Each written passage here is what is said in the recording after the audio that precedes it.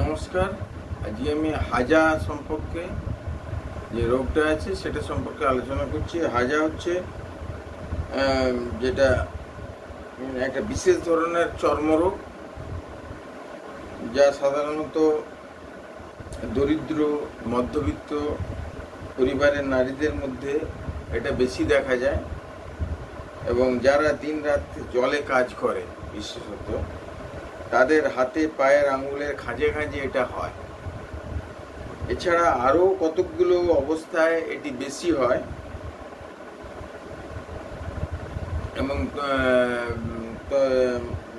এবং বেশি হওয়ার ক্ষেত্রে প্রবণতা থাকে, এবং এটা বেশ জটিল ধরনের অবস্থা। এক নম্বর হচ্ছে রোগিণীর যারা অন্তঃসত্ত্বা অবস্থা।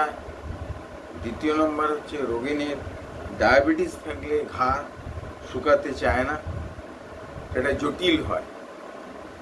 তিন নম্বর হচ্ছে মদ্যপানে আসক্ত নারীদের এটি ভয়াবহ হতে পারে। চার নম্বর হচ্ছে জল বেশি ঘাঁটা বা বন্ধ না করলে সেটা জেনারেলি সারতে চায় না। এই রোগ গ্রীষ্ম বা বর্ষাতে বেশি হয়, শীতকালে এটা অনেকটাই কম এর প্রভাব থাকে। ফাঙ্গাস ধরনের ইনফেকশন হয়। এইসব ফাঙ্গাস নখের খাঁজে বাসা বাঁধে এবং জলের স্পর্শে তারা চর্মকে বেশি আক্রমণ করে ক্ষত উৎপন্ন করে। আমরা যে লক্ষণগুলো দেখতে পারি, এক নম্বর হচ্ছে প্রথমে চর্মের খাঁজে ছোট ছোট দাগ হয় এবং ক্ষতের মতো হয়। এই সব ক্ষত মাঝে মাঝে গভীর হয়ে যেতে থাকে। অনেক সময় এটি আঙুলের সঙ্গে অন্যটি জুড়ে যেতে পারে, গোড়ার দিকে, বিশেষ করে পায়ের আঙুল।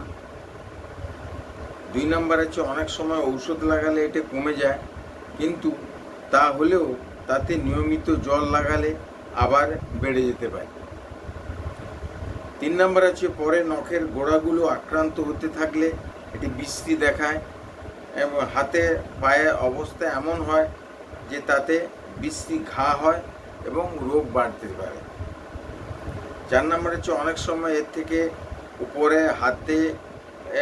থেকে পরে হাতে বা পায়ের নখ খসে পড়তে পারে।